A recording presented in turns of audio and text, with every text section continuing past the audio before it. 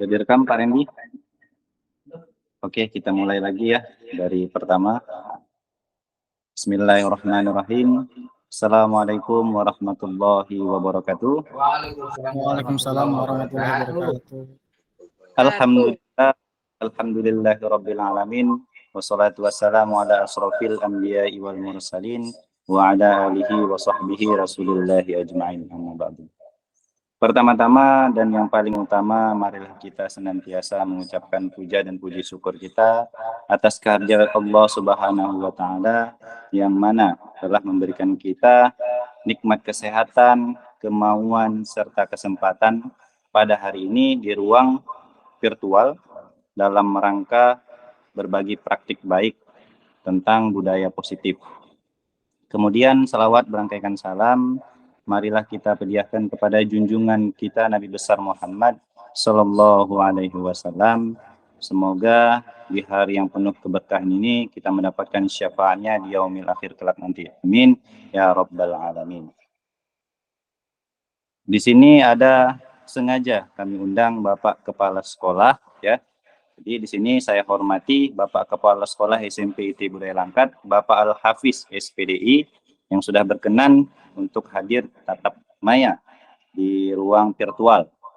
Kemudian yang saya hormati Bapak Ibu Guru yang sengaja kami undang ya untuk kami berdua saling berkolaborasi berbagi praktik ya tentang budaya positif.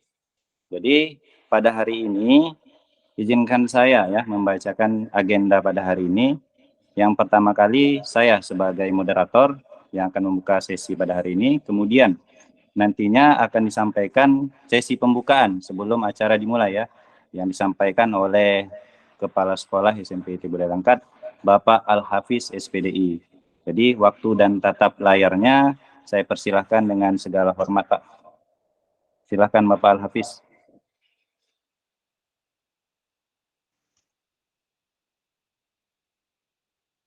Assalamualaikum warahmatullahi wabarakatuh. Waalaikumsalam warahmatullahi wabarakatuh. Alhamdulillahirabbil alamin. Assalatu wassalamu ala sayyidina Muhammadin asyrafil anbiya'i wal mursalin wa ala alihi washabbihi ajmain. Asyhadu an la ilaha illallah wa asyhadu anna Muhammadan abduhu wa rasuluh. Allahumma salli wa sallim wa barik ala Sayyidina Muhammad wa ala Sayyidina Muhammad. Qala Allah Ta'ala fil kitabil karim. Bismillahirrahmanirrahim. Wal asri innal insana lafi khus ilal ladina amanu wa amilus salihati wa tawassaw bil haqq wa tawassaw bis sabr. Wa qala an-nabiy sallallahu alaihi wasallam bismillahirrahmanirrahim. Innama bu'istu li utamima makarimal akhlaq. Rabbi israh li sadri wa yassir amri wa hlul 'uqdatam min lisani yafqahu qawli. Baik. Pertama yang saya hormati yaitu saudara-saudara kita yaitu Bapak Guru ya, yaitu Bapak Randy Aprijal selaku CGP ya. Berikutnya yang saya hormati Bapak Sahroni ya, sebagai TU di SMP IT Budaya Langkat. Berikutnya yang saya hormati juga bapak-bapak, ibu-ibu, guru, kalian yang ikut bergabung pada sore hari ini. Baik, tidak lupa pula kita selalu bersyukur kepada Allah yang mana pada kesempatan siang ini masih begitu banyak curahan nikmat yang diberikan Allah kepada kita. Di antaranya adalah nikmat iman, Islam, serta kesehatan. Dan tak lupa pula kesempatan.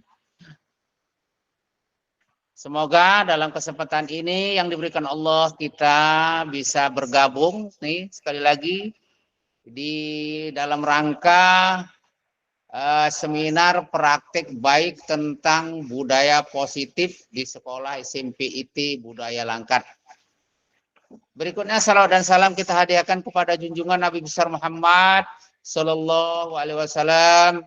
Insya Allah kita diakui sebagai umatnya dan insya Allah pula kita akan mendapatkan syafaatnya kelak di yaumil akhir. Amin ya rabbal alamin. Baik. Sekali lagi selamat bergabung saya ucapkan pada Bapak Ibu yang pada sore hari ini yang telah terus mengikuti seminar praktik baik tentang budaya positif di sekolah SMP IT Budaya Langkat. Di sini saya selaku kepala sekolah SMP IT Budaya Langkat terlebih dahulu bertanya, macam mana keadaan bapak-bapak, ibu-ibu? Sehat nggak nih? Sehat Pak, alhamdulillah. Sehat Pak. Alhamdulillah. Kalau gitu, karena sehat itu mahal. Ya. Baik. Tentunya di siang menjelang sore ini kan sudah pada makan ya. Jadi fokus ini. Jadi kalau saya lihat di sini judulnya praktik baik tentang budaya positif di sekolah. Udah pasti nih ya, kalau sudah saya lihat di sini budaya ditambah lagi positif sudah pasti. Karena juga Nabi bersabda dalam hadisnya, Bismillahirrahmanirrahim, innama bu istuli utamima makarimal akhlak. Sesungguhnya Rasul itu diutus ke permukaan bumi tiada lain adalah untuk menyempurnakan budi pekerti yang baik.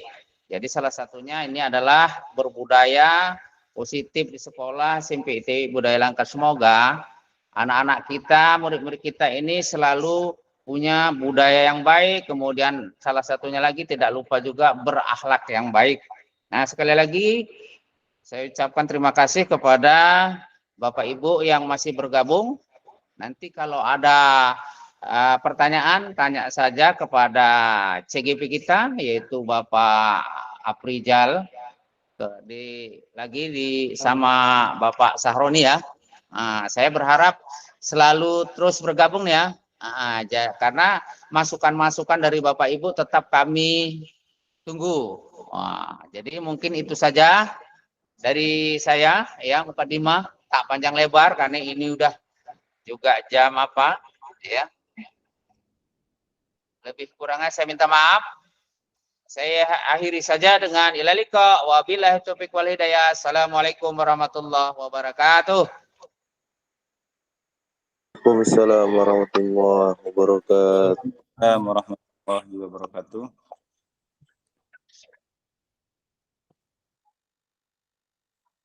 Nah, terima kasih kepada Bapak Al-Hafiz yang sudah menyampaikan pembukaan buat kita semua. Semoga baik ini nanti kita dapat mengimplementasikan hal baik sekolah kita masing-masing. Amin ya rabbal alamin. Jadi dalam acara yang kedua ini adalah bagi praktik ya, sampaikan nantinya oleh rekan saya Pak Aprijal. Jadi sebelum itu izinkan saya sebentar ya Bapak Ibu mencari PPT karena ini saya masih di sekolah dan jaringannya bermasalah ya Bapak Ibu. Jadi mohon maaf diminta waktunya sebentar ya.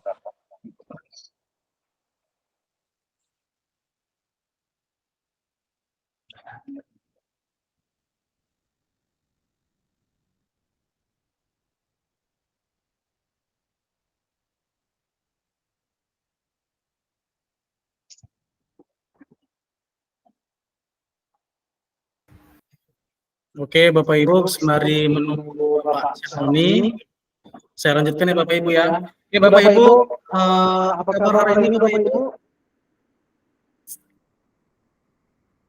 Mana nih suaranya? Pada nggak ada suaranya.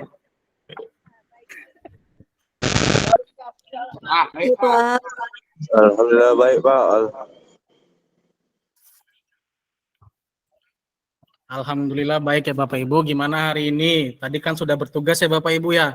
Tadi dari pagi sampai siang sudah lelah mungkin capek mengajar.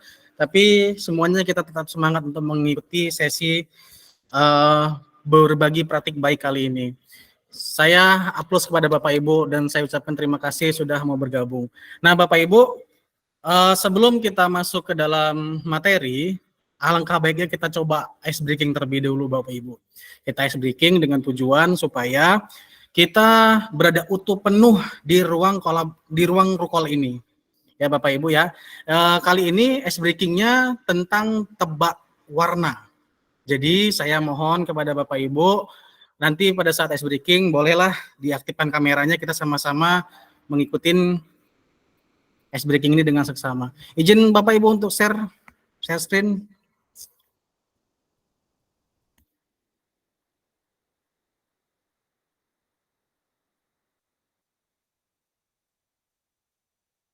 Gimana Bapak Ibu, sudah terlihat Bapak Ibu?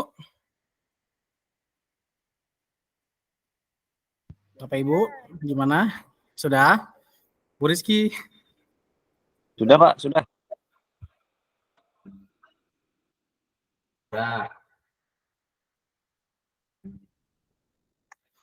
Gimana Bu Rizky, Bu Lala, Mas, apakah masih ada di sini? Masih, Pak. sudah. Oh, sudah ya. Oke, kita coba ice breaking Bapak Ibu ya. Ini tempat gambar Bapak Ibu.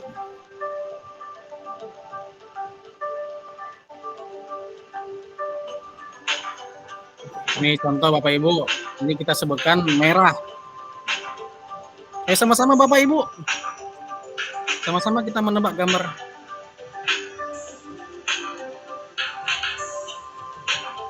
Merah. Ya Merah. Bapak Ibu. Hijau. Hijau. Putih. Putih. Biru. Biru. Kuning. Kuning. Pink. Pink. Kuning. Kuning. Hijau. Hijau. Oh, level sedang. Bapak mute, Pak. Putih. Biru. Biru. Biru. Hijau. Pink. Kuning. Kuning. Hijau. Hijau. Merah. Merah. Merah. Biru. Biru. Pink. Pink. Wah, Sulit. betul ya. Oh, siap. Siap, siap. Merah. Merah. Kuning. Kuning. Biru. Hijau. Hijau. Pink. Pink. Pink. Putih. Putih. Merah. Kuning. Kuning. Biru. Biru. Hijau. Hijau. Kuning. Hijau. Oh ya hijau. Pink. Merah. Merah. Oke, selesai. Terima kasih Bapak Ibu, tepuk tangan untuk kita semua. Mantap Pak, mantap.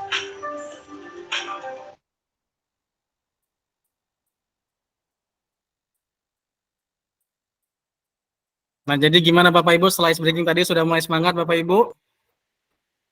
Semangat, Pak. Semangat Bapak Ibu, semangat. Oke. Semangat lah. Jadi Pak Roni gimana, apakah sudah bisa share screen-nya Pak? Oh, sudah bisa, alhamdulillah. Boleh Pak mulai di share screen. Oke Pak, sebentar Pak ya. Kita bagikan dulu.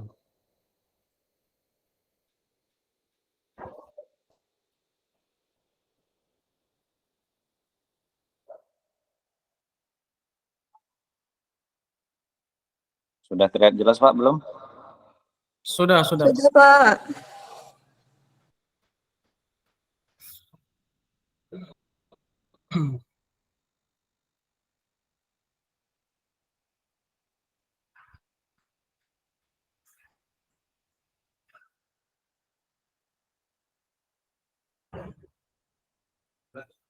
Sudah. Boleh di ini Pak, dijalankan presentasinya.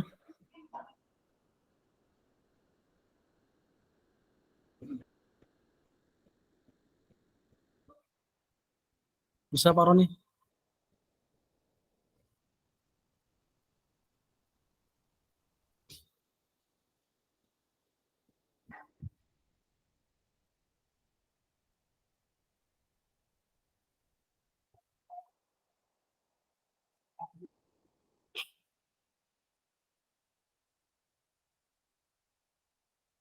Sebentar ya Bapak Ibu ya.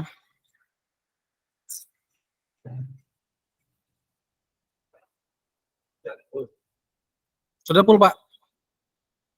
Oh di sini masih belum ya? Ya udah nggak apa-apa.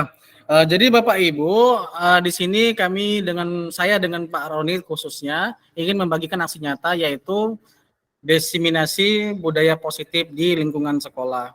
Saya dengan Pak Roni berasal dari SMP IT Budaya Langkat.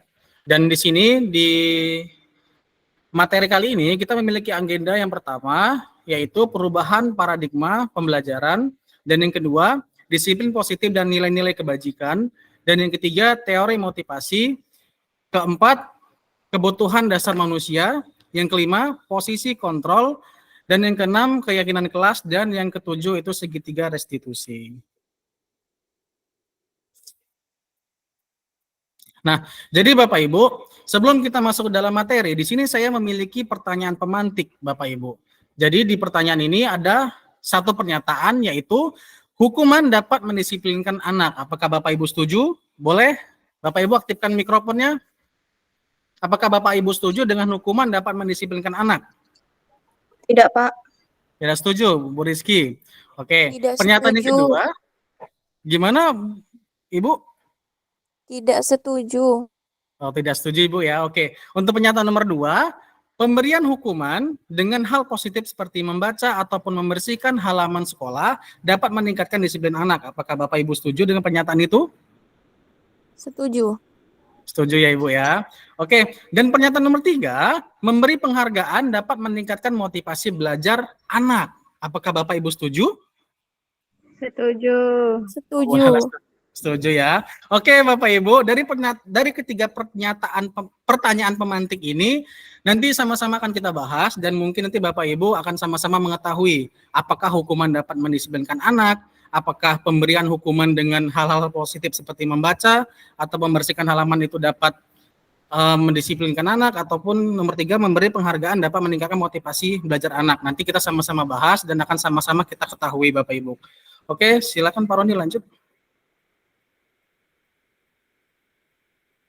Nah, Bapak Ibu, berbicara tentang budaya positif di sekolah, di sini ada perubahan paradigma ataupun perubahan paradigma teori stimulus respons dan kontrol.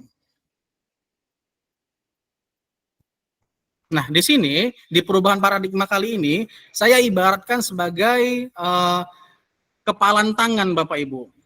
Jadi di sini saya boleh minta Ibu Lala, boleh Bu Lala mengaktifkan mikrofonnya. Saya minta tolong nih sama Bu Lala. Atau Ibu Rizky, Bu Rizky ada?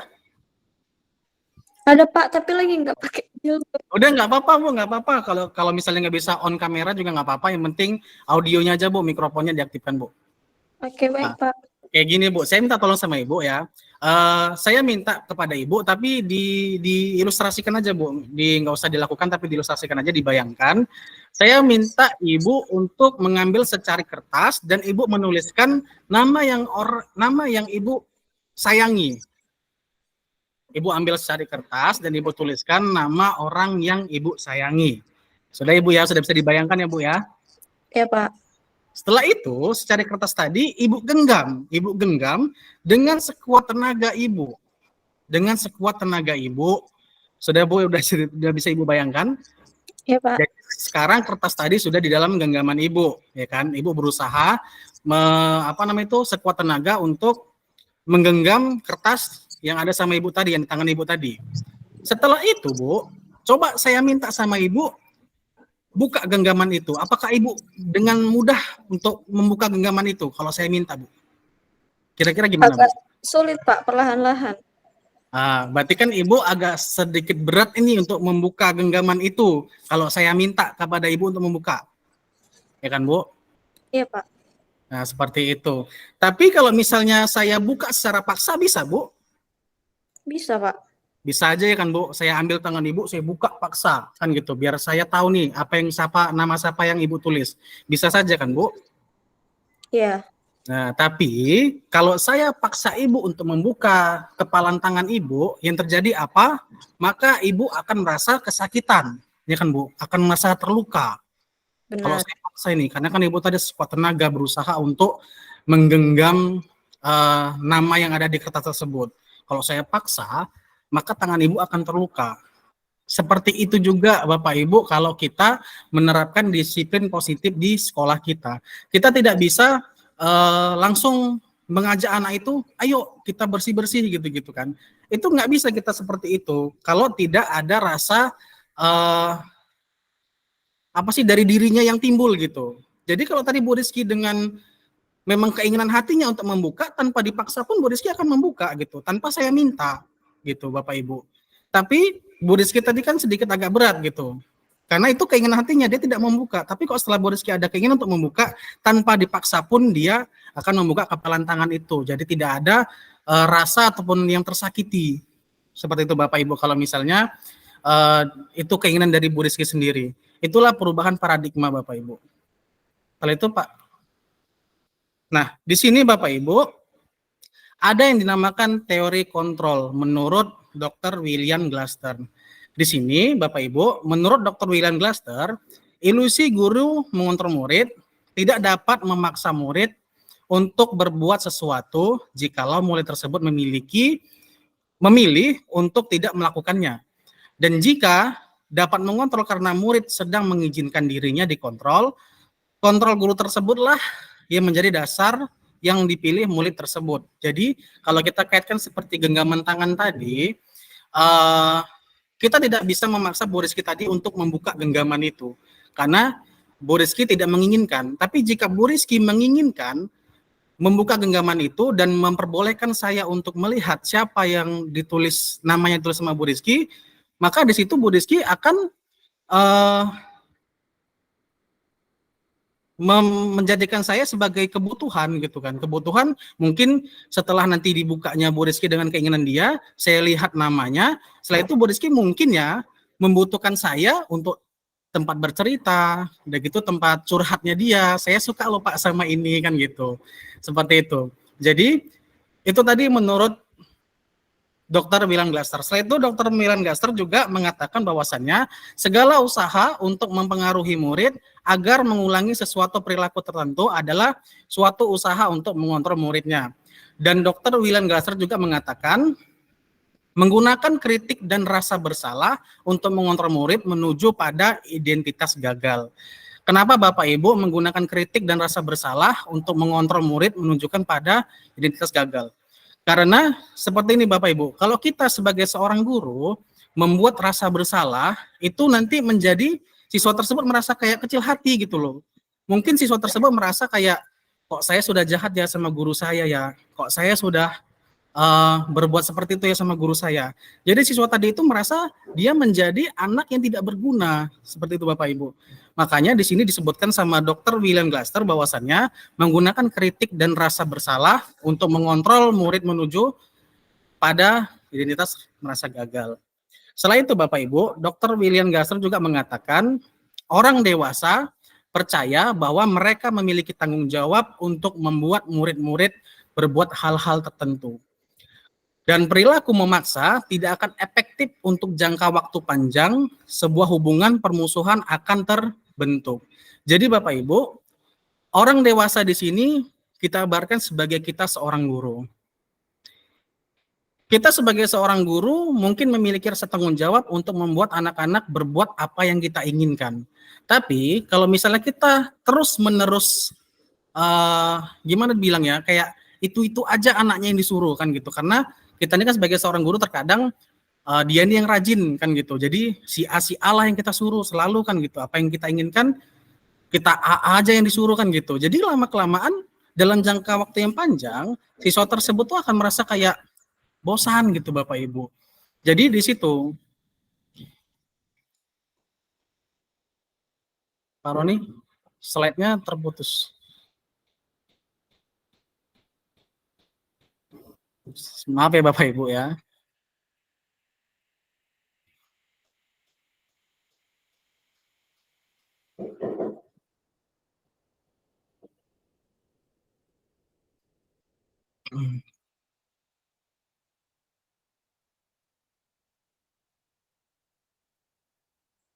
Gimana Pak Roni?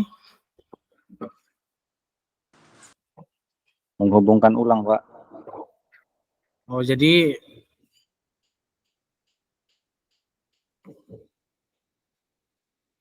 saya Bentar, coba Pak, ya. share. Oke Pak.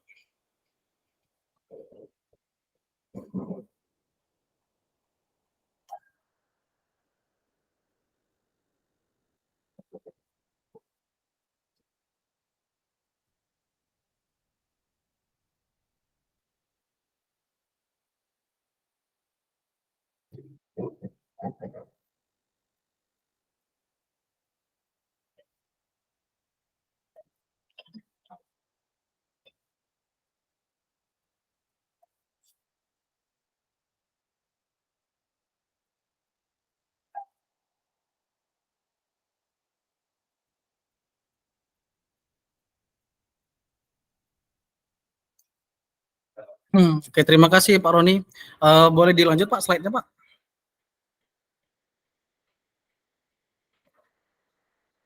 Nah, Bapak Ibu, untuk kita kalau kita berbicara tentang budaya positif di sekolah, itu ada perubahan paradigma, stimulus respons, dan teori kontrol.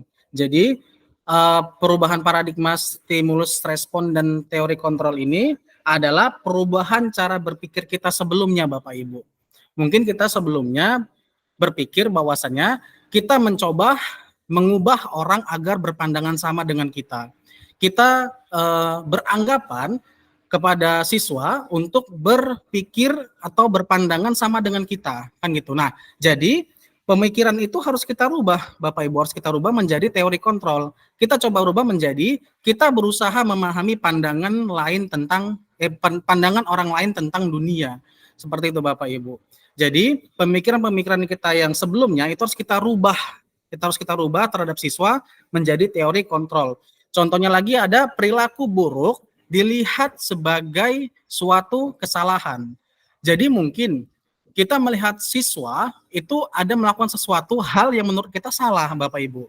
Tapi terkadang menurut siswa tadi itu benar gitu. Yang mereka lakukan itu terkadang memiliki tujuan gitu. Makanya kita harus merubah cara berpikir kita menjadi teori kontrol. Perilaku buruk yang dilihat sebagai suatu kesalahan murid itu mungkin bagi murid tadi itu perilakunya memiliki tujuan seperti itu Bapak Ibu. Lanjut Pak Roni.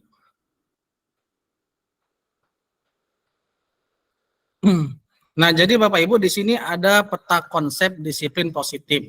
Jadi menurut teori dari Dr. William Glasser tadi menyatakan bahwasannya makna disiplin belajar kontrol diri dengan menggali potensi kita agar tercapai tujuan mulia, yaitu sesuatu menjadi seseorang yang kita inginkan berdasarkan nilai-nilai yang kita hargai. Dan setelah itu juga Dr. William Glasser mengatakan bahwasannya semua perilaku memiliki tujuan Bapak Ibu. Semua perilaku siswa itu memiliki tujuan. Nah, jadi PR kita sebagai seorang guru, kita harus menimbulkan motivasi anak Bapak Ibu. Motivasi anak. Dan menurut Dr. William Glasser juga mengatakan bahwasannya motivasi anak ini ada dua. Yang pertama tadi itu motivasi eksternal dan motivasi internal. Jadi Bapak Ibu, jika nih contoh kita ada nyuruh si A tadi itu untuk menaikkan kursi ke atas meja karena kelasnya mau disapu kan gitu Bapak Ibu. Dan kalau misalnya kita berikan perintah seperti itu, anak mengerjakan atau melakukan atas perintah kita tadi itu dengan menghindari hukuman. Contoh kan terkadang kita nih kalau ada siswa yang tidak mau menuruti permintaan kita itu kan terkadang kita marahin dia kan gitu. Udah, kamu kalau enggak cuci WC aja sana gitu kan. Nah, jadi kalau misalnya murid mengikuti perintah kita, mengerjakan perintah kita, kalau dia untuk menghindari hukuman, itu berarti motivasi yang ada pada murid kita itu masih motivasi eksternal. Dan terkadang siswa tadi itu mengerjakan perintah kita untuk mendapatkan imbalan. Nah, jadi kalau misalnya siswa masih berharap imbalan untuk melakukan perintah kita, itu masih motivasi eksternal yang ada di diri murid kita. Dan jadi Bapak Ibu, PR-nya kita untuk sebagai seorang guru itu harus menimbulkan motivasi internal siswa. Jadi kalau sudah siswa melakukan sesuatu demi untuk menghargai dirinya sendiri, berarti motivasi internal lah yang sudah tumbuh di diri siswa kita Bapak Ibu. Jadi kalau misalnya motivasi internal itu sudah muncul di diri siswa kita, maka dia akan meyakini nilai-nilai kebajikan universal. Yaitu apa? Yaitu keyakinan kelas, kan gitu Bapak Ibu. Jadi kalau kita suruh anak si A tadi untuk mengangkat kursi di atas meja, karena sudah motivasi internalnya muncul di diri dia, maka dia tidak pikir-pikir lagi, langsung dinaikkan karena dia mempercayai keyakinan kelas yang sudah kita buat sebelumnya Bapak Ibu. Jadi seperti itu. Nah juga Dr. William Glasser juga mengatakan bahwasannya ada 5 posisi kontrol guru. Yaitu yang pertama ada posisi kontrol penghukum dan posisi kontrol pembuat rasa bersalah. Dan yang ketiga ada posisi kontrol teman. Yang keempat ada posisi kontrol pembuat rasa bersalah. Dan yang kelima posisi kontrol manajer. Jadi Bapak Ibu, untuk kelima posisi kontrol ini nanti akan panjang lebar, nanti akan mungkin disampaikan sama Bapak Roni. Apa itu posisi kontrol dan di mana bedanya posisi kontrol penghukum dengan pembuat rasa bersalah, nanti semuanya akan dipaparkan oleh Pak Roni. Dan kita sebagai seorang guru itu dituntut untuk berada di posisi manajer Bapak Ibu. Kita tidak bisa mengejudge anak itu bersalah langsung kita, kamu keliling lapangan, ataupun ada siswa yang terlambat, kamu keliling lapangan 3 kali. Nah, kita tidak boleh seperti itu Bapak Ibu. Kita harus mengambil posisi sebagai manajer. Kalau kita sudah mengambil posisi sebagai seorang manajer, maka kita akan menggunakan segitiga restitusi untuk menyelesaikan permasalahan anak tersebut. Contoh, ada nih anak yang terlambat, berarti kita harus menggunakan segitiga restitusi, yaitu dengan menstabilkan identitas, validasi kebutuhan, dan menanyakan keyakinan. Kita stabilkan dulu identitasnya, kita panggil anak tersebut yang terlambat tadi ke kantor, kita tanyakan kepada anak itu, kita seperti dibuat nyaman dulu gitu, buat nyaman dulu, menstabilkan identitasnya dulu, setelah itu kita validasi, kita tanya anak tersebut, kenapa kamu terlambat nak? Pasti siswa tersebut memiliki alasan kenapa dia terlambat. Dan setelah anak tersebut bercerita kepada kita kenapa dia terlambat, setelah itu kita menanyakan keyakinan Bapak Ibu. Kita tanyakan keyakinannya, keyakinan kelas apa yang sudah dilanggarnya, dan kita tanyakan juga solusinya itu bagaimana. Jadi anak tersebut bisa mendapat solusi dari permasalahan dia tadi itu. Jadi seperti itu Bapak Ibu. Nanti kita sebagai seorang guru itu harus berada di posisi manajer. Setelah itu Dr. William Glasser juga mengatakan ada 5 kebutuhan dasar manusia, yaitu bertahan hidup, penguasaan, kasih sayang dan rasa diterima, kesenangan dan kebebasan Bapak Ibu. Lanjut Pak Roni. Nah, jadi Bapak Ibu, bicara tentang disiplin positif di sekolah, maka kita juga berbicara tentang disiplin positif dan nilai-nilai kebajikan. Bapak Ibu, adakah yang tahu disiplin positif itu apa Bapak Ibu? Disiplin itu apa? Bapak Ibu gimana? Atau Pak Roni, disiplin itu apa Pak Roni? Bu Rizky, Bu Lala? Bapak Ibu yang lain?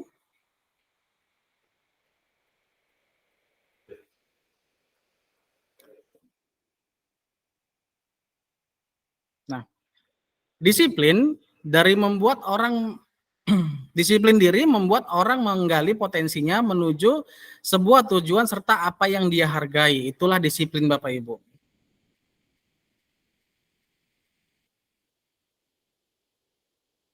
Nah, juga budaya positif juga ada nilai-nilai kebajikan nih Bapak Ibu. Jadi nilai-nilai kebajikan itu adalah sifat positif manusia yang merupakan tujuan mulia yang akan dicapai setiap individu. Itu nilai-nilai kebajikan Bapak Ibu.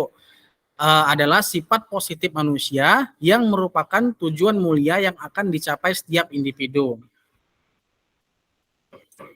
Nah, jadi ini ada nilai-nilai kebajikan dari profil pelajar Pancasila. Mungkin untuk nilai-nilai kebajikan profil pelajar Pancasila ini Bapak Ibu sudah tahu betul lah ini nilai-nilai kebajikannya. Kan kita untuk di SMP IT Budaya Langkat juga dan untuk di sekolah-sekolah lainnya tuh mungkin sudah menerapkan nih untuk kelas tingkat awalnya seperti kelas 7 ataupun kelas 1 Merdeka Belajar. Nah, jadi profil pelajar Pancasila itu memiliki nilai-nilai kebajikan. Yang pertama yaitu beriman dan bertakwa kepada Tuhan Yang Maha Esa dan berakhlak mulia. Setelah itu ada berkebinekaan global, bergotong royong, kreatif, bernalar kritis, dan mandiri. Itulah nilai-nilai kebajikan dari profil pelajar Pancasila. Nah, setelah itu nilai kebajikan juga ada banyak lagi Bapak Ibu, yaitu ada peduli, keterus-terangan, kebersihan, komitmen, belas kasih, percaya diri, bertujuan, tanggung rasa, gotong royong, dan sebagai macam lainnya. Nah, ini adalah nilai-nilai kebajikan Bapak Ibu.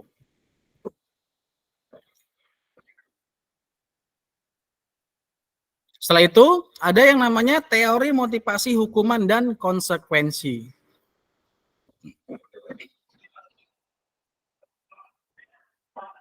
Nah, jadi Bapak Ibu, tiga motivasi perilaku manusia, kalau siswa tadi hanya untuk menghindari ketidaknyamanan ataupun hukuman, nah itu tadi yang saya bilang tadi di awal, itu masih motivasi eksternal yang ada di diri siswa.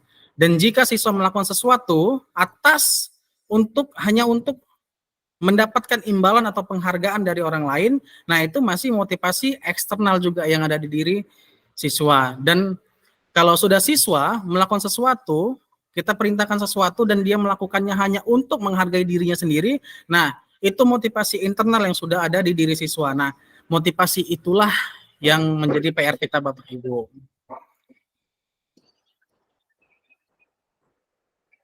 Nah, di sini merdeka. Menurut Ki Hajar Dewantara, merdeka itu artinya tidak hanya terlepas dari perintah, akan tetapi juga cakap buat memerintah diri sendiri. Seperti itu Bapak Ibu.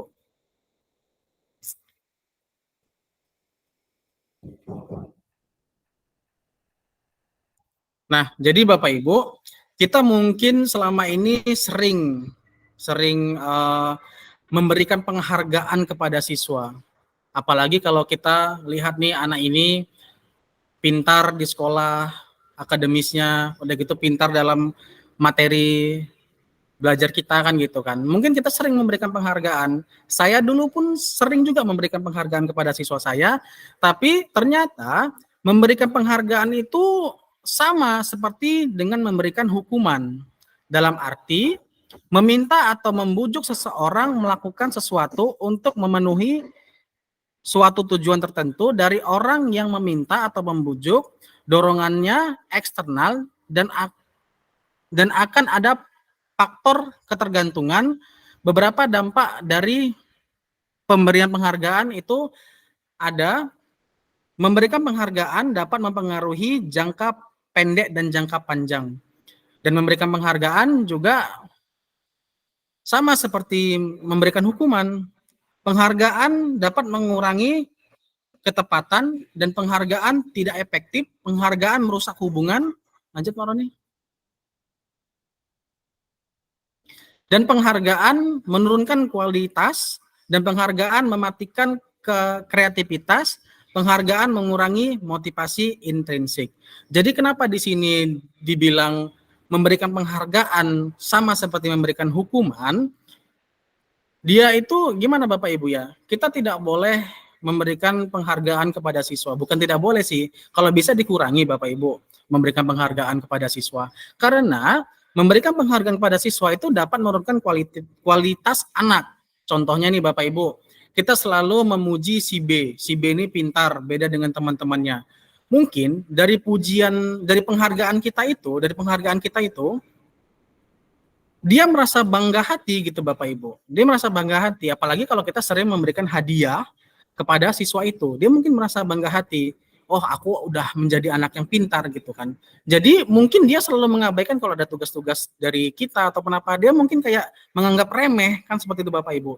Jadi itulah dapat menurunkan kualitas dan mematikan kreativitasnya dia. Ke atas dulu Pak Roni. Tolong ke atas Pak.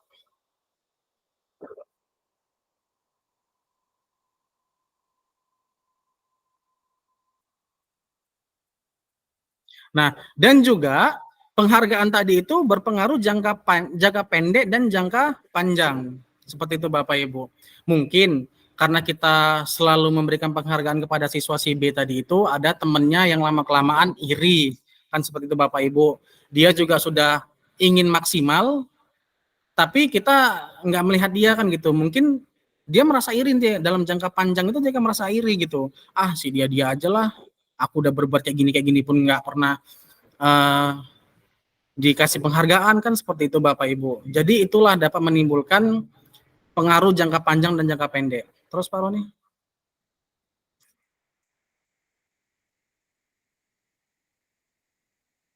Ke atas lagi Pak. Ke atas.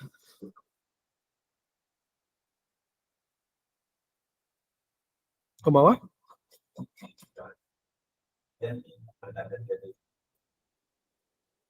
Nah, jadi Bapak Ibu, tadi kan kita tidak boleh memberikan penghargaan kepada siswa. Jadi kalau kita tidak boleh memberikan penghargaan kepada siswa, dengan cara apa? Mereka kita ganti dengan apresiasi Bapak Ibu. Kita ganti menjadi apresiasi. Tapi kalau kita memberikan apresiasi kepada siswa, kita harus mengingat beberapa hal, yaitu beri pengakuan secara khusus, beri pengakuan secara pribadi, dan beri pengakuan kepada semua murid, dan beri pengakuan secara konsisten. Jadi kalau misalnya kita memberikan apresiasi kepada siswa, itu kita panggil dulu Bapak Ibu siswanya, kita panggil dulu mungkin kantor lah atau gimana kan gitu kan, nyamannya lah di mana. Setelah itu berikan pengakuan secara pribadi Bapak Ibu, jangan di depan teman-temannya. Dan jika misalnya kita terpaksa harus memberikan apresiasi di depan teman-temannya, maka semua siswa bergantian kita berikan apresiasi juga gitu. Mungkin kalau saya dan mungkin Pak Roni dan guru-guru yang lainnya yang ada di sini, itu kalau misalnya lagi apel, saya selalu bilang, ayo mari Bapak Ibu kita, mari anak-anak semuanya untuk mari kita tepuk tangan untuk kita semua. Nah, seperti itu Bapak Ibu. Jadi kita tidak boleh memberikan apresiasi tadi itu di depan teman-temannya, kita harus lakukan dengan pribadi, ataupun kalau misalnya kita harus di depan orang banyak, ataupun di depan siswa yang lain, itu harus semua murid diberikan apresiasi dengan cara bergantian. Pak.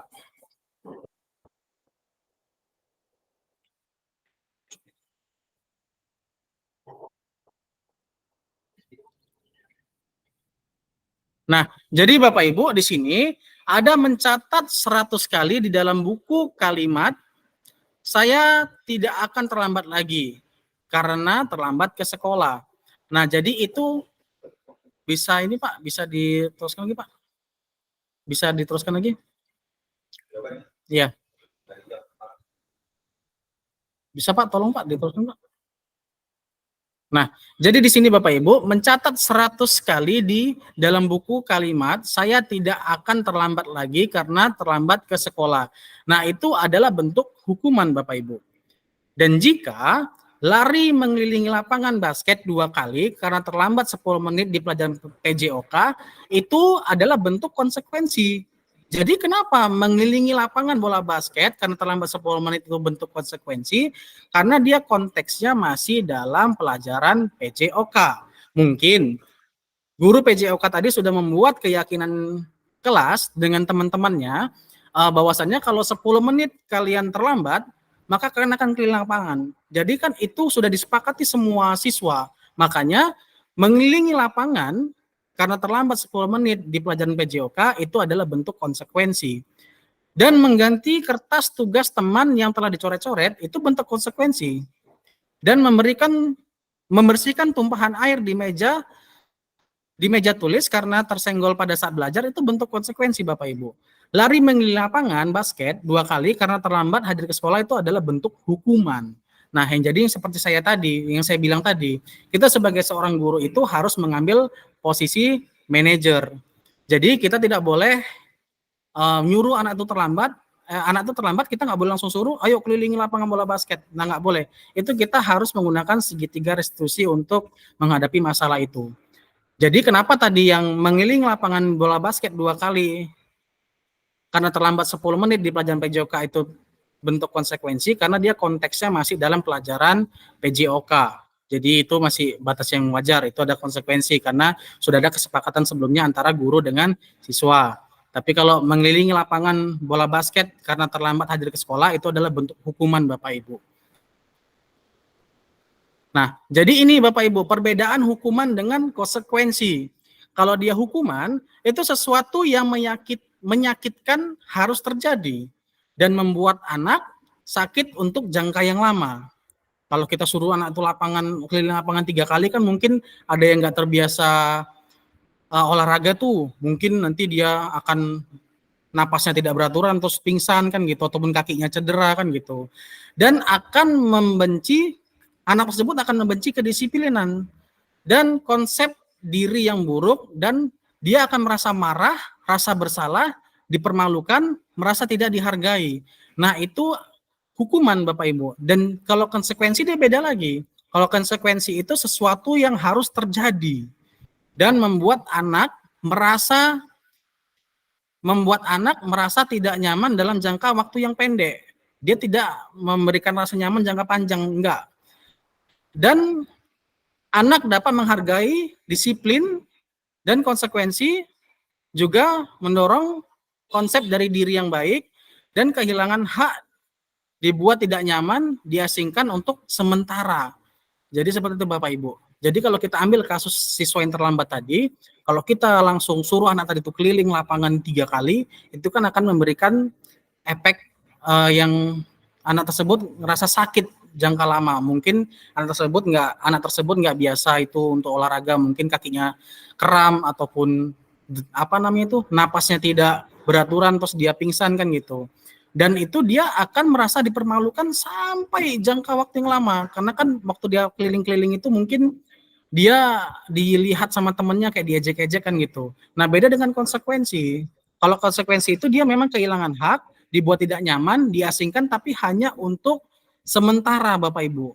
Mungkin ada nih anak siswa teman-teman yang lain ada nampak nih siswa si B terlambat dan tahu dia siswa tadi dipanggil ke kantor kan gitu. Nah, itu memang memberikan rasa tidak nyaman pada siswa, tapi kan itu hanya sementara Bapak Ibu. Nah, jadi Bapak Ibu, di sini mungkin sampai di sini saja Bapak Ibu pemaparan dari saya, dan akan dilanjutkan oleh Bapak Roni tentang apa Pak, kebutuhan dasar manusia ya Pak ya. Masih mute Pak. Kebutuhan dasar manusia ya Pak ya. Ya. Oke, kepada Bapak Roni saya persilakan untuk melanjutkan materi. Ini saya stopkan dulu Pak ya. Oh boleh Pak, boleh Pak. Oke. Sebelumnya saya ucapkan banyak terima kasih kepada Bapak Rendy Aprijal yang sudah menyampaikan praktik baiknya kepada kita semua ya.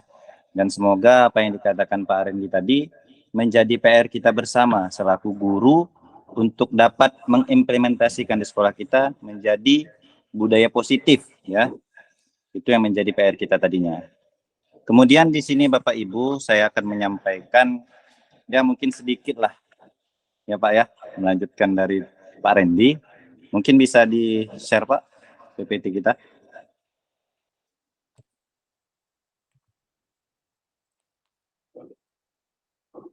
Untuk Bapak Ibu semuanya masih berhadir kan Bapak Ibu? Makasih, Kak. Oh, masih ada Bu Rizky, Bu Lala, Bapak Riki, Bapak Ardi, dan guru-guru lainnya. Karena sedikit lagi kok Bapak Ibu semuanya. Semoga masih fokus ya. Oke, terima kasih sudah ditampilkan oleh Bapak Rendy ya. Mungkin yang lainnya ini menyimak Pak. Oh, menyimak ya. Oke. Ya, tidak mungkin apa-apa. sambil istirahat kan, sambil menyimak Ya. mendengarkan ya Bapak. Alhamdulillah seperti itu Pak ya. Mana Pak PPT kita Pak?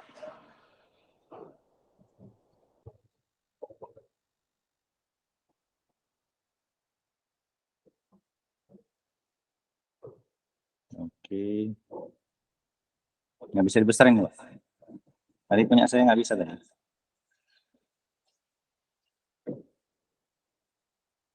Nggak bisa ya? Nggak bisa dibesar ya Pak, udah kayak gini Pak. Di sini udah besar sih Pak. Kan sama berarti. Oke, Iya. lanjut ya Bapak Ibu semuanya. Jadi di sini saya akan menjelaskan sedikit ya Bapak Ibu tentang 5 kebutuhan dasar manusia.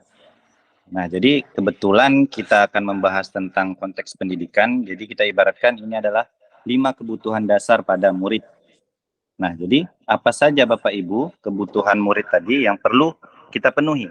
Tadi yang dijabarkan oleh Bapak Rendi Aprijal bahwasanya setiap tindakan ataupun perilaku murid memiliki maksud dan tujuan. Ya, tanpa kita sadari, ketika ada siswa yang melakukan tindakan atau perilaku kesalahan tadinya, kita harus mengetahui bahwasanya itu adalah ada tujuan, yaitu apa? Tentang ini, berkaitan tentang ini ya Bapak Ibu semuanya, yaitu tentang kebutuhan dasar pada murid. Yang pertama itu ada bertahan hidup, kemudian ada kasih sayang dan rasa diterima, kemudian, nah itu bisa Pak, kemudian kebebasan, selanjutnya ada kesenangan, dan yang terakhir ada penguasaan. Saya ambil contoh saja Bapak Ibu semuanya. Ini banyak sekali mungkin kasus yang dimana anak didik kita yang ketika dia melakukan kesalahan, misalnya dia meminta atau memalak kepada temannya seperti meminta uang atau meminta makanan untuk dianya. Kita melihat bahwasanya perilaku yang dilakukan oleh siswa tersebut adalah perilaku yang salah. Tapi tanpa kita sadari ternyata ada tujuan yang perlu dia penuhi, ya. Itu apa? Bertahan hidup. Jadi untuk memperjelasnya, mungkin slide selanjutnya Pak Randy.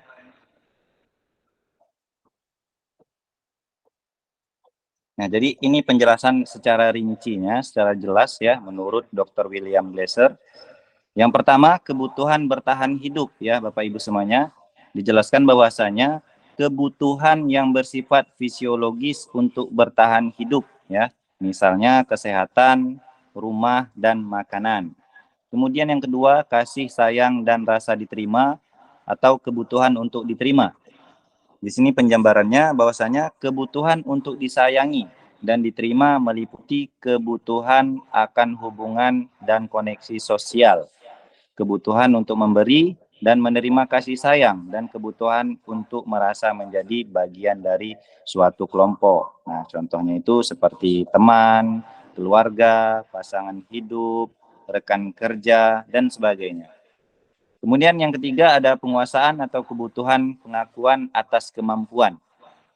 Jadi kebutuhan ini berhubungan dengan kekuatan untuk mencapai sesuatu, menjadi kompeten, menjadi terampil, diakui atas prestasi dan keterampilan kita, didengarkan dan memiliki rasa harga diri.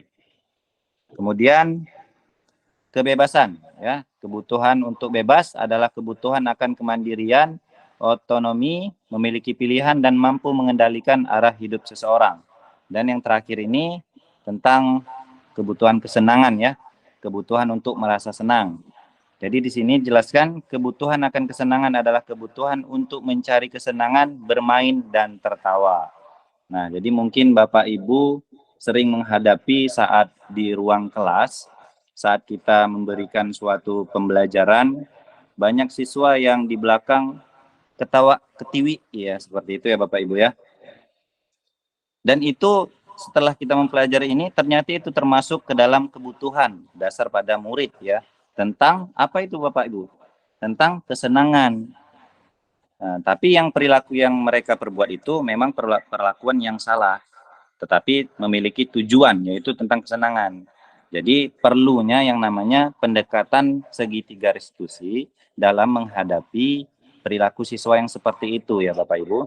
Nanti kita akan secara rinci detail ya membahas tentang apa itu pendekatan segitiga restitusi. Oke, lanjut Pak Randy.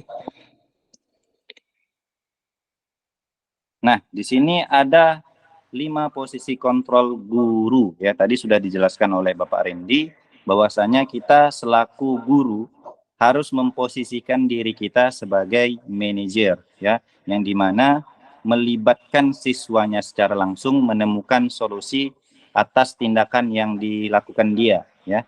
Jadi mungkin ya masih banyak sebelum kami mempelajari modul ini kami masih menerapkan dari kelima ini, yang terutama pada posisi penghukum ya Bapak Ibu, itu tidak lepas dari lingkungan sekolah. Ketika melihat siswa yang bandal, kita langsung menghukum mereka dengan bentuk fisik, atau push up, sit up, atau hormat bendera, dan lain sebagainya. Itu masih mungkin diterapkan. Jadi menjadi PR kita ini Bapak Ibu semuanya, bahwasanya untuk memposisikan guru, kita harus memposisikan sebagai manajer ya Bapak Ibu. Kemudian Pak, lanjut. Di sini kita akan melihat video tentang 5 posisi kontrol guru. Mungkin bisa ditampilkan Pak. Kita nobar ya Bapak Ibu semuanya.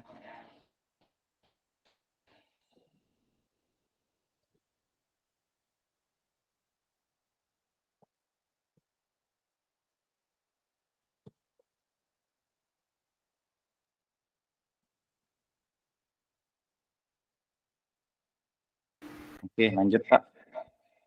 Kita nonton bersama aja Pak.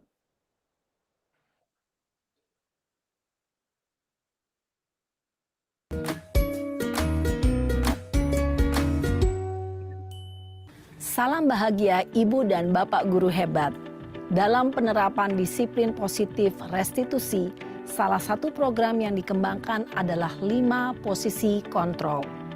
5 posisi kontrol dalam restitusi adalah proses perjalanan seorang pendidik agar dapat mengenali dirinya.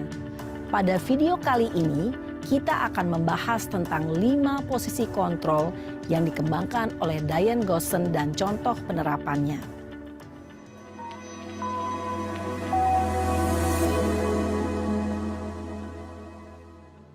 Lima posisi kontrol itu adalah 1.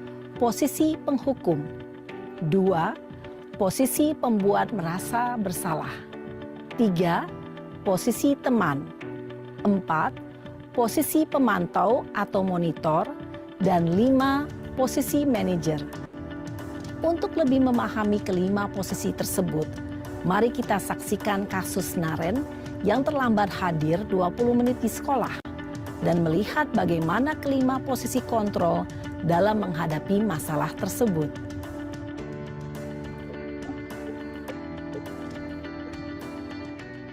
Ini posisi penghukum ya Bapak Ibu.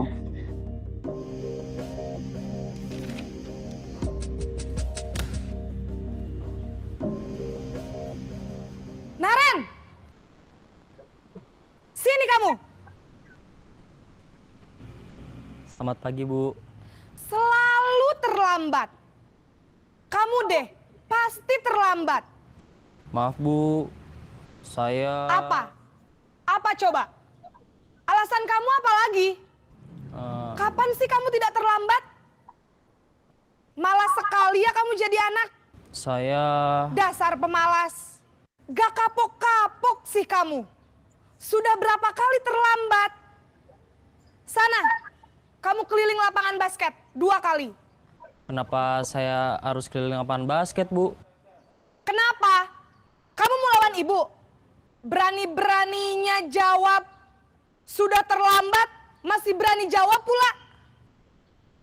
Sekarang, keliling lapangan basket 5 kali sekalian. Biar kapok. Cepat. Pergi sana ke lapangan basket. Posisi penghukum biasanya berbicara dengan nada tinggi, menghardik, menunjuk-nunjuk, menyakiti, dan menyindir. Hukuman bisa berupa fisik maupun psikis. Ibu dan Bapak guru hebat, dampak yang terjadi pada murid ketika guru berada pada posisi penghukum adalah murid cenderung akan memberontak, bahkan menyimpan dendam.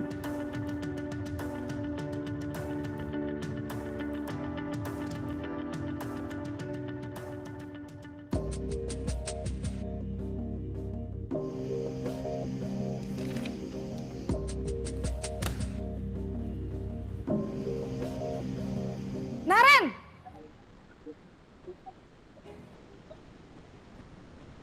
Selamat pagi, Bu. Naren. Kamu kenapa terlambat lagi, nak? Ya Tuhan, Naren. Kamu senang ya bikin ibu susah ya?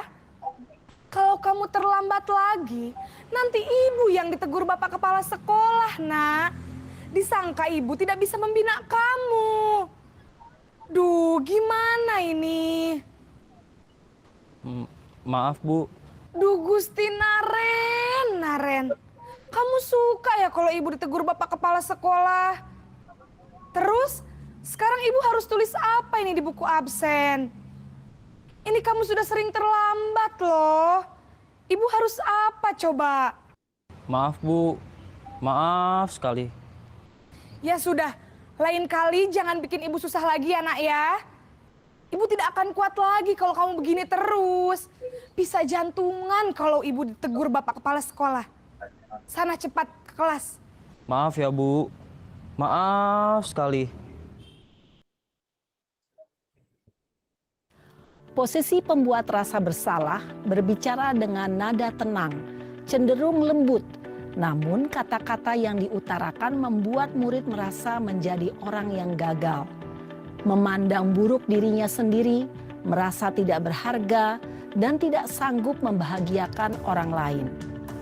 Ketika guru mengambil posisi pembuat rasa bersalah, murid akan menganggap dirinya yang bersalah dan ia akan menyimpan emosi negatif tersebut di dalam dirinya.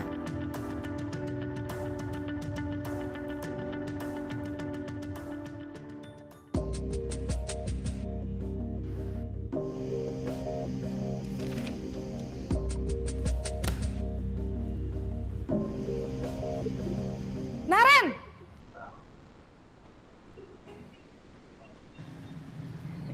Selamat pagi, Bu. Wah, sudah jam berapa ini nak? Terlambat lagi ya sayang. Iya, Bu. Habis ibu saya lupa bangunkan saya, Bu.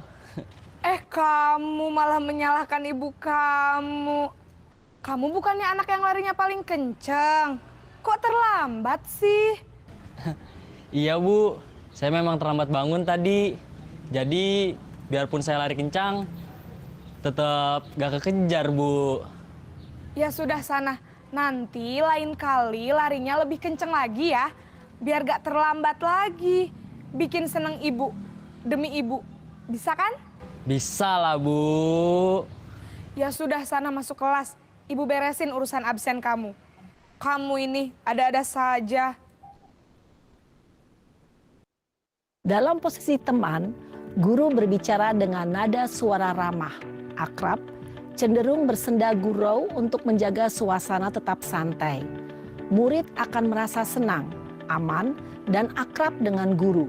Identitas yang tercipta adalah identitas sukses atau berhasil. Namun, perlu diingat, karena ini masih dorongan eksternal, maka ada faktor ketergantungan dari murid kepada orang tertentu. Di sini guru absennya, sehingga di lain waktu murid bisa berperilaku baik, namun hanya kepada orang-orang tertentu saja.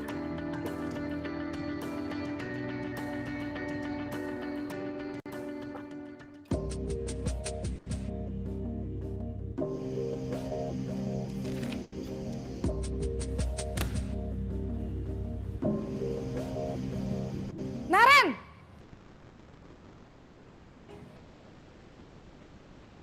Selamat pagi, Bu. Naren, apa peraturan sekolah kita tentang jam berapa kita harus masuk sekolah, nak? Kita harus di sekolah jam 7, Bu. Iya, betul. Sekarang sudah jam 7.20. Naren sudah tahu konsekuensinya jika terlambat hadir. Paham, Bu. Saya harus tinggal kelas pas jam istirahat selama 20 menit. Iya, benar. Konsekuensinya demikian. Jadi nanti jam 9.30 pas istirahat, kamu harus tinggal di kelas, kerjakan tugas tambahan untuk ketertinggalan kamu, ya? Baik, Bu. Posisi pemantau mengandalkan penghitungan atau data untuk mengontrol murid. Guru mengarahkan murid berdasarkan peraturan dan konsekuensi. Seorang pemantau menunjukkan bahasa tubuh dan ekspresi wajah yang datar dan cenderung formal.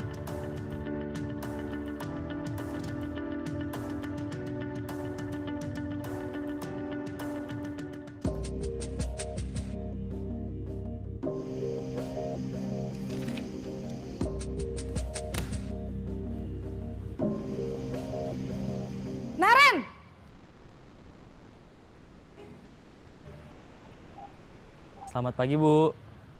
Selamat pagi, Naren. Maaf, Bu. Saya terlambat. Iya, sekolah masuknya jam 7, sekarang sudah jam 7.20. Jadi sekarang bagaimana ini, Naren? Maaf, Bu. Saya lupa setel alarm saya semalam. Baiklah, menurut kamu, keyakinan sekolah yang mana yang perlu kamu tingkatkan?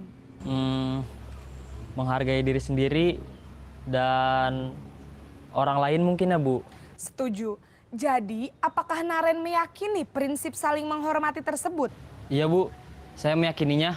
Apakah Naren bersedia memperbaiki masalah keterlambatan ini? Bersedia, Bu.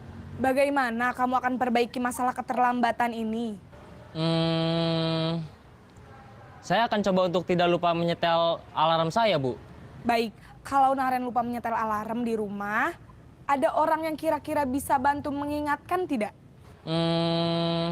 Ada, Bu. Kakak saya, Kak Ema. Ada lagi selain Kak Ema? Selain Kak Ema, ada ibu saya. Baik, jadi yang mengingatkan Naren adalah Kak Ema dan ibu kamu ya? Kira-kira akan mulai setel alarm kapan nih, Naren? Setelah pulang sekolah, akan segera saya lakukan. Baik, jadi Naren akan setel alarm untuk bangun besok pagi dan akan diingatkan oleh kakak dan ibunda Naren ya. Ada lagi yang mungkin perlu dilakukan, Naren? Agar tidak terlambat bangun lagi. Tidak ada, Bu. Baik, Naren. Terima kasih untuk kerjasama kamu. Sekarang kamu perlu kembali ke kelas untuk belajar. Baik, Bu. Terima kasih. Posisi manajer adalah posisi kontrol yang disarankan untuk membimbing murid memiliki sikap disiplin yang positif, yaitu murid yang mandiri, bertanggung jawab, dan dapat memecahkan masalah. Tujuan dari posisi ini adalah agar murid dapat berefleksi atas tindakannya. Guru akan dengan tulus memberikan pertanyaan-pertanyaan bermakna, sehingga membuat murid dapat belajar dari kesalahannya dan mencari sebuah solusi untuk menyelesaikannya. Ibu dan bapak guru hebat, setelah mengamati adegan kelima posisi kontrol tadi, kira-kira posisi mana yang paling ideal? Posisi mana yang dapat menunjang motivasi intrinsik murid? Ya, tentu posisi manajer.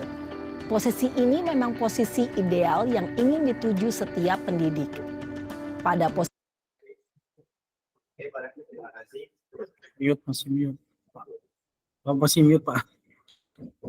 Oke, terima kasih Bapak Reddy yang sudah menampilkan ya. Jadi kita sama-sama nonton bareng tadi ya tentang 5 kontrol posisi guru ya. Jangan sampai salah menyebutkan ya Bapak Ibu, berbahaya soalnya nih. Jadi dari kelima posisi kontrol tersebut, kita dianjurkan sebagai guru untuk menerapkan posisi manajer. Karena di posisi manajer ini sudah tertera dinilai kebajikannya seperti kemandirian siswa, tanggung jawab siswa dalam mengatasi masalahnya sendiri. Kita sebagai guru hanya menuntun mereka menemukan solusi dari tindakannya, seperti itu ya Bapak Ibu. Jadi di sini sudah dijelaskan langsung tadi Pak di video ya, mungkin tidak perlu dijelaskan kembali karena sudah lengkap di video tersebut dijelaskan. Mungkin di sini Bapak Ibu sedikit mau bertanya ya masalah umpan balik sedikit. Mungkin Bapak Ibu siapa kiranya yang di 5 posisi tadi masih menerapkan posisi penghukum bagi siswa yang bersalah? Masih ada nggak Bapak Ibu semuanya? Adakah? Buat Bu Rizky, Bu Lala, Pak Ardian, dan Bapak Ibu lainnya boleh merespon kok. Atau tidak ada yang melakukan posisi penghukum, Bapak Ibu semuanya? Saya Pak Roni ya. Oh ya. Sebelumnya Pak, sebelum saya tahu segitiga restitusi itu, memang saya gimana ya, terkadang mengambil posisi teman, terkadang mengambil posisi penghukum, kan segitu. Terkadang pun juga membuat rasa bersalah kan gitu. Seperti itu Pak Roni. Tapi sekarang saya sudah mencoba untuk konsisten untuk menjadi seorang posisi kontrol manager Pak. Terima kasih. Baik, terima kasih kepada Pak Randy ya atas pendapatnya. Jadi Bapak Randy tadi menyampaikan bahwasanya semua posisi pernah dilakukan oleh Pak Randy ya. Karena tergantung kondisi, situasinya juga ya Pak Randy ya. Nah, jadi setelah mempelajari ini Bapak Ibu semuanya, jadi menjadi PR kita bersama ya Pak Randy ya, untuk mengubah posisi kita yang dulunya masih posisi penghukum, pembuat merasa bersalah, terus menjadi teman dan pemantau, dirubah untuk menjadi posisi manajer ya. Karena di posisi manajer tadi yang kita lihat sudah menerapkan pendekatan dari segitiga restitusi yang dimana bisa dibuka Pak yang segitiga restitusi tadi Pak.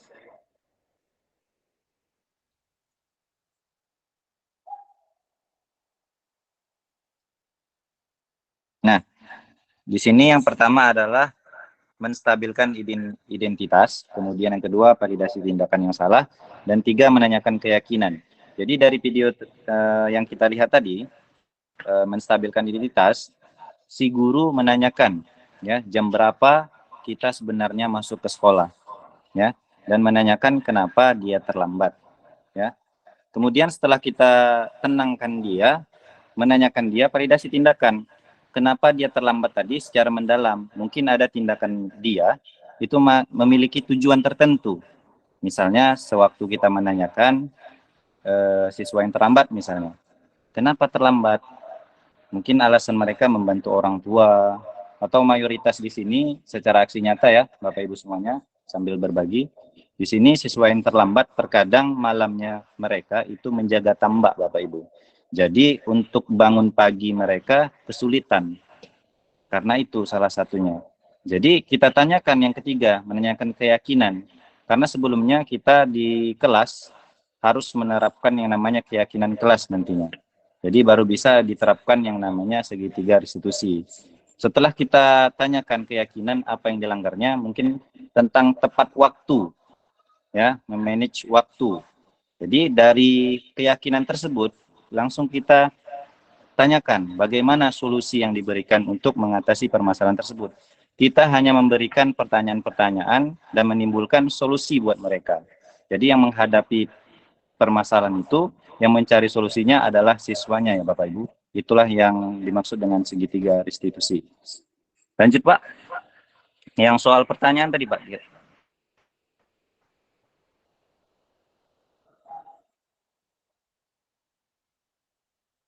Nah, di sini Bapak Ibu ada sedikit kuis ya mungkin ya. Jadi yang pertama ini pernyataannya, saya kecewa sekali dengan kamu. Dari pernyataan ini, kira-kira 5 posisi tadi, posisi mana yang tepat kira-kira Bapak Ibu semuanya? Ada yang bisa merespon Bapak Ibu semuanya? Ataukah di posisi penghukum, dan lain sebagainya? Ada? Menurut Saya Oh, izin menjawab, Pak. Ibu Ewi, ya mau menjawab Bu? Oh Ibu Rizky. ya Bu Rizky tadi Pak yang katanya izin mencoba menjawab Pak. Silakan Bu Rizky. Ini posisi ini pemberi rasa bersalah atau gimana tadi ya Pak ya? Posisi Ingat saya. membuat merasa bersalah. Oke. Ya. Yang kedua, kamu tidak pernah melakukannya. Tidak pernah benar melakukannya. Kira-kira posisi apa itu Bapak Ibu? Ada yang mau berani menjawab, menyampaikan pendapatnya? Bu Ewi Pak. Bi, silakan Bu. Kalau menurut saya itu di posisi penghukum. Di posisi penghukum. Oke, baik. Terima kasih Bu pendapatnya. Lanjut ke pertanyaan ketiga. Bunyi pernyataannya. Ayolah, lakukan demi ibu bapak. Kira-kira itu posisi apa ya Bapak Ibu?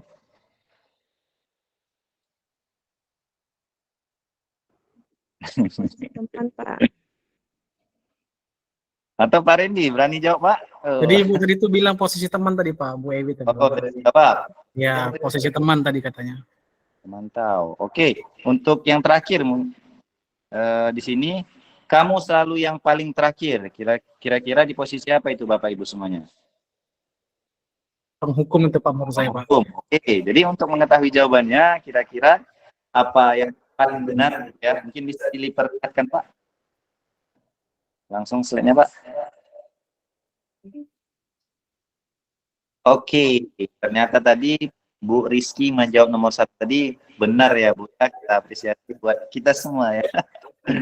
Kemudian yang kedua tadi siapa Bu yang Ewi jawab? tadi, Bu Ewi juga jawab benar tadi.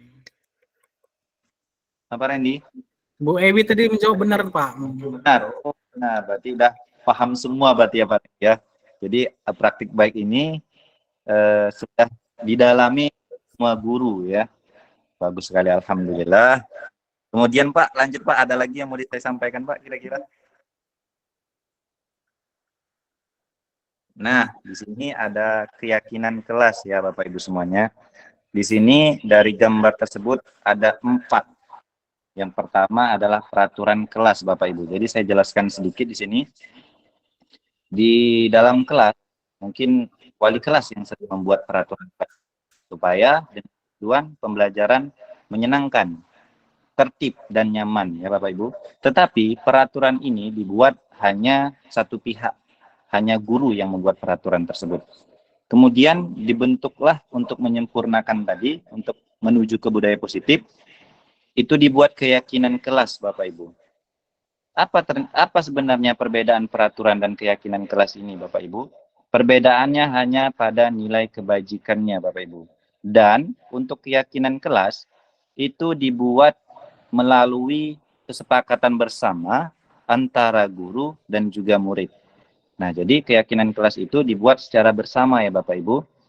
Kemudian setelah semua pihak yang terkait seluruh kelas dibuat keyakinan kelas, barulah terjadi yang namanya lingkungan yang positif dengan membentuk nilai-nilai kebajikan tadi Bapak Ibu yang dijelaskan oleh Bapak Randy. Seperti kurikulum Merdeka ini profil pelajar Pancasila ya, ada 6 nilai itu yang kita terapkan di sekolah. Setelah diterapkan semuanya, barulah terjadi yang namanya budaya positif ya Bapak Ibu semuanya. Lanjut Pak. Di sini sepertinya ada perbedaan ya. Perbedaan antara peraturan dan keyakinan kelas. Nah, di sini dia. Bisa kita baca secara sesama Bapak Ibu semuanya. Untuk di peraturan itu pernyataannya seperti ini. Selalu kembalikan buku ke tempatnya. Untuk keyakinan kelas itu nilai kebajikannya adalah tanggung jawab. Kemudian yang kedua, dilarang mengganggu orang lain, itu termasuk nilai menghormati. Kemudian hadir di sekolah 15 sebelum pembelajaran dimulai, itu termasuk keyakinan kelas menghormati orang lain dan berkomitmen terhadap waktu. Kemudian dilarang melakukan kekerasan. Itu keyakinan kelasnya keselamatan dan menghormati orang lain. Serta yang terakhir itu jangan berlari di kelas atau koridor. Itu termasuk keyakinan kelas yaitu keselamatan dan keamanan. Jadi seperti itu bedanya Bapak Ibu. Lanjut Pak Randy. Nah, setelah kita mempelajari Bapak Ibu, tentunya ada aksi nyata yang kita lakukan bersama. Jadi di sini para dewan guru YPI Budaya Langkat itu ya, setiap kelasnya menerapkan atau membuat sebuah keyakinan kelas setiap kelas. Jadi dibentuklah secara bersama di antara guru dan muridnya. Jadi di gambar dokumentasi tersebut itu ada sebuah kesepakatan bersama ya, murid-muridnya menyampaikan keyakinan apa yang mau dibuat di kelas tersebut. Dan di situ mereka tempelkan satu persatu.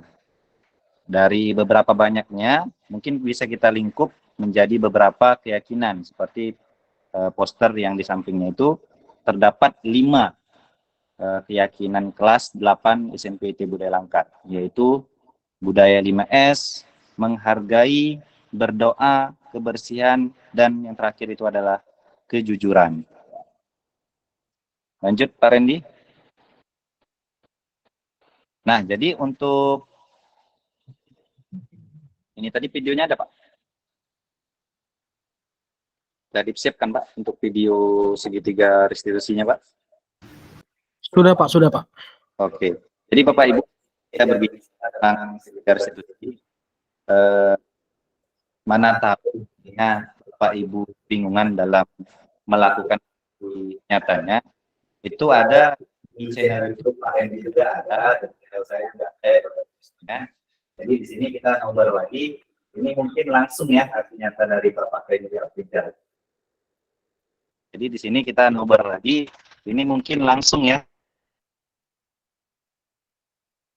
Maaf Bapak Ibu, terpotong tadi.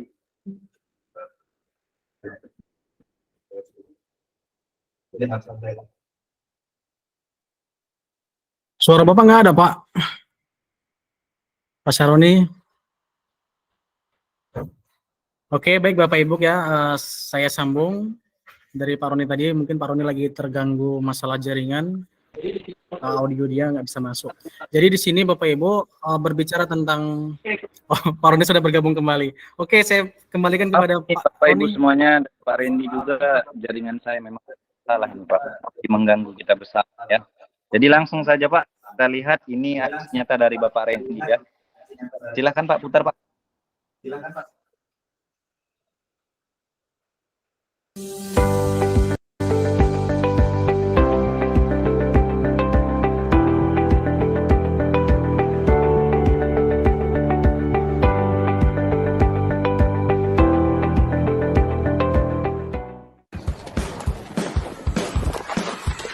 Ya, sudah terlambat.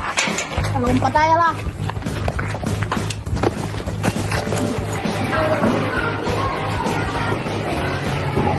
Sarul, kemari. Sarul, kenapa kamu terlambat, Bang? Maaf Pak, saya terlambat karena bangun siangan Pak. Oh, tadi bangunnya kesiangan ya? Iya Pak. Oh yaudah, kalau begitu yuk kita masuk kantor dulu. Sarul, kenapa kamu terlambat? Karena bangun siangan Pak. Tadi bangunnya kesiangan. Iya Pak. Menurut Sarul, kalau kita terlambat ke sekolah itu hal yang baik atau enggak? Tidak baik Pak. Tidak baik. Iya Pak. Oh, Sarul menyadari itu ya? Iya. Oh ya sudah. Kita sebagai manusia wajar melakukan kesalahan, ya Sarul. Tapi kamu jangan sering seperti itu karena kan tidak baik seorang siswa, ya kan, datangnya terlambat dan kamu lakukan terus menerus seperti ini, ya Sarul. Iya Pak. Ya udah, nggak apa-apa, Bapak maklumin. Jadi tadi Sarul kenapa bisa bangunnya kesiangan? Karena tidur terlalu malam Pak. Tidur terlalu malam. Iya. Jam berapa tadi malam Sarul tidur? Jam 11. Jam 11 malam. Iya. Jam 11 malam Sarul tidur tadi, apakah karena keasikan main game ataupun lagi jalan-jalan sama temennya, nongkrong sama temennya, atau lagi nonton video atau lagi belajar? Kenapa bisa sampai kemalaman? Karena main game Pak. Karena main game. Oh, dari malam main game apa Sarul? Mobile Legends Pak. Main Mobile Legends. Ya. Oh, jadi Sarul tadi malam tidurnya kemalaman karena terlalu larut bermain game sehingga Sarul bangun tadi pagi terlambat. Ya Sarul. Menurut Sarul, Bapak tanya lagi ya. Menurut Sarul, keyakinan kelas apa yang sudah kamu langgar? Disiplin tepat waktu Pak. Disiplin dan tepat waktu. Iya Pak. Sarul menyadari itu? Ada Pak. Menyadari itu ya. Iya Pak. Jadi hal apa yang Sarul akan lakukan setelah ini? Menyetel alarm Pak. Nyetel alarm. Tidur tepat Pak. Oh, jadi setelah ini Sarul akan menyetel alarm supaya tidak bangun kesiangan dan tidur cepat. Iya. Oh, ya, seperti itu Sarul ya. Iya. Jadi Bapak tanya lagi, siapa yang bisa mengingatkan Sarul untuk menyetel alarm di rumah? Mama Pak. Mama. Setelah Mama ada siapa lagi? Iya Pak. Ada nenek. Iya. Bapak tanya kepada Sarul, jadi mulai kapan Sarul ingin setel alarm tadi? Jadi setelah pulang sekolah Pak. Setelah pulang sekolah ini, Sarul? Oh ya sudah, kalau seperti itu, Sarul nanti pulang, tolong sampaikan kepada Mama dan kepada Nenek untuk mengingatkan Sarul setel alarm, ya, Ya. supaya Sarul tidak terlambat bangun lagi nanti pagi ya, besok pagi ya. Iya Pak. Bisa Sarul? Bisa Pak. Bisa? Bisa. Oke, kalau seperti itu, boleh Sarul kembali masuk kelas dan lanjutkan belajar ya. Iya Pak. Oke. Jangan ulangi lagi ya Sarul. Iya Pak. Wow, tepat sekali ya Bapak Ibu semuanya. Ini kasus 2 kita lihat Pak. Boleh lanjut.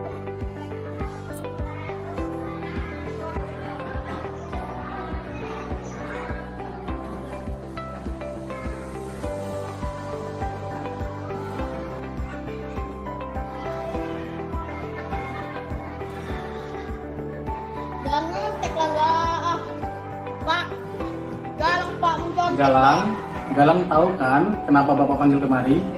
Tahu. Tadi pada saat Bapak mengawas ujian, Bapak ada melihat Galang mencontek atau melihat hasil dari ujian temannya. Benar? Siapa tadi yang kamu lihat hasilnya? Si Sahrul, teman sebangku Galang.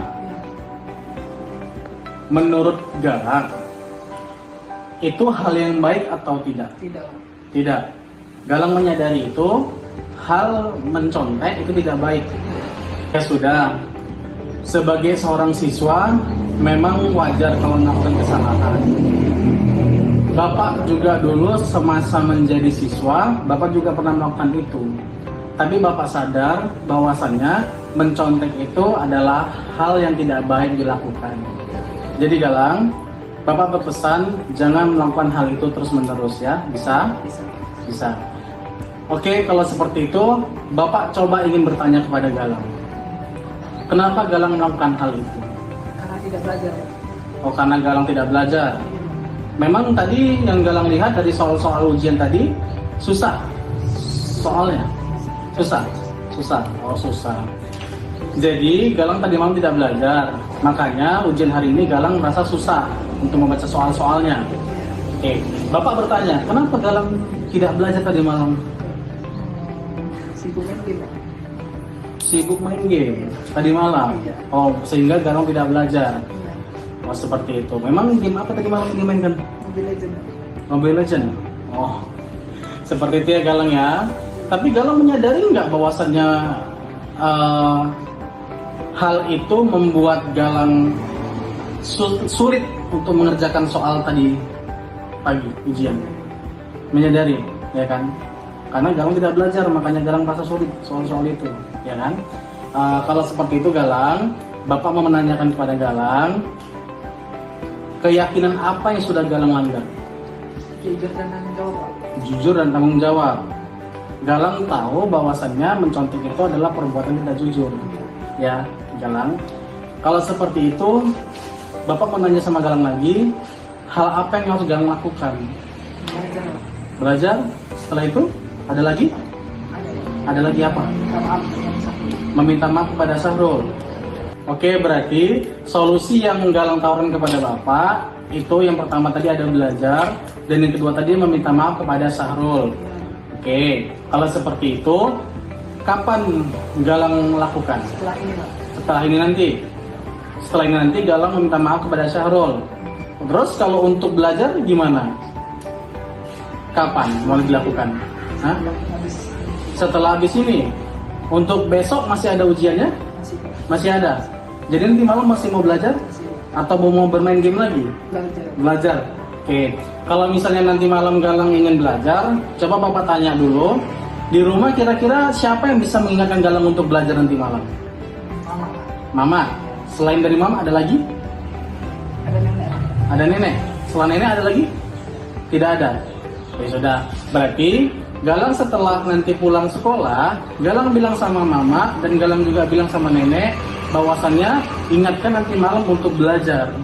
Karena besok mau ujian. Besok ujian apa, Galang? Bahasa Indonesia. Bahasa Indonesia. Ya sudah seperti itu. Ya sudah. Galang kembali ke kelas. Setelah itu meminta maaf kepada Sahrul dan nanti pulang ke rumah minta tolong kepada Mama sama nenek tadi ya. Untuk mengingatkan supaya Galang belajar nanti malam dan kurangi main gamenya, Galang bisa? Oke. Kalau seperti itu boleh kembali ke kelas Galang. Sudah sampai dari itu dengar suara saya. Iya, Galang nggak apa-apa.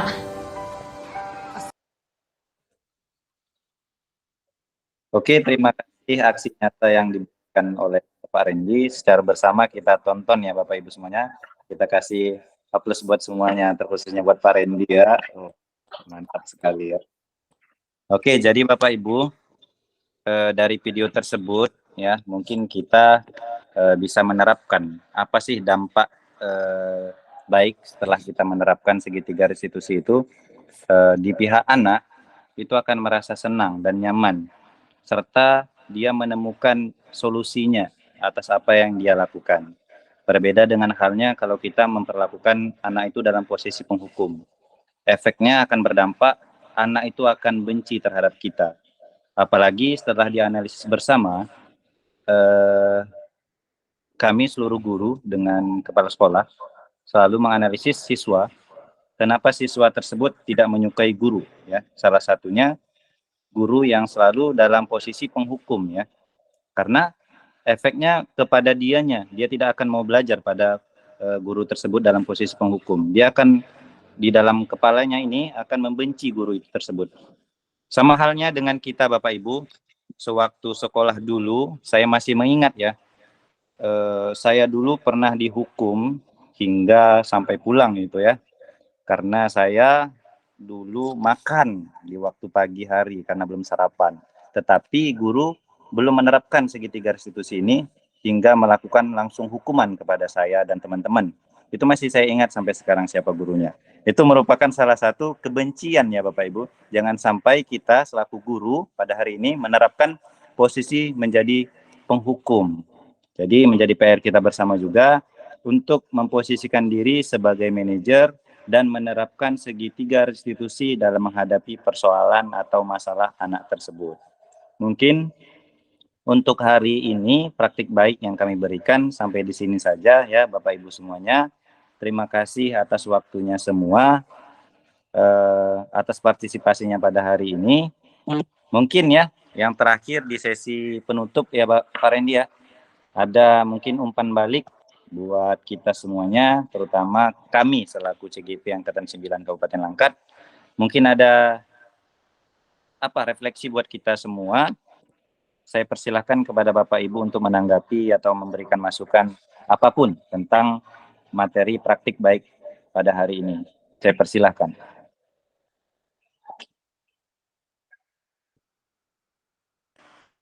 Ada mungkin penyampaian terakhir dari Pak Rendy, mungkin ada Pak? Mungkin untuk izin Pak Roni ya, mungkin untuk refleksi ini kita coba dari kolom chat aja.